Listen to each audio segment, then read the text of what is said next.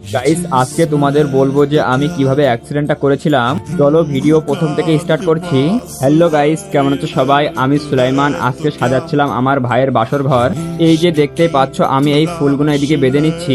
এই বাসর ঘর আমি একা সাজাচ্ছিলাম না, আমার ভাইরা অনেকটা আমার হেল্প করছিল। ফাইনালি বাসর ঘর সাজানো হয়ে গেল গাইস। তারপর ভাই ফোন করে বলল যে ফুটি আনতে যেতে হবে। আর এই যে এই মোটরসাইকেলে করে ফুটি আনতে যেতে গিয়ে অ্যাক্সিডেন্টটা করেছিলাম। অ্যাক্সিডেন্ট হয়েছিল একটা টোটোর সাথে। টোটো রং সাইড এসে দেখো আমার এই সামনের এই সাইডটা মেরে দিয়েছে। এটা ঠিক করতে এখন 30,000 টাকা পড়বে। আর আমার হাতের কেরি আঙুলটা একটু ফেটে গিয়েছে। গাইস গাড়ি নিয়ে যদি পড়ে যেতাম হয়তো আমার একটু বেশি লাগতো। গাইস আমার বেশি ক্ষতি হয়নি, এটাই বাঁচা। হাতে একটু বরফ লাগিয়ে হাতটা ভাঁজ করতে পারছিলাম, তাই গিয়েছিলাম কিছু ছবি তুলতে।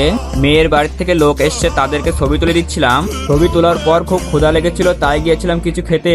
আজকের ভিডিও ভালো লাগলে লাইক কমেন্ট শেয়ার করে দিও। চ্যানেলে নতুন হয়ে থাকলে সাবস্ক্রাইব করতে ভুলবে না।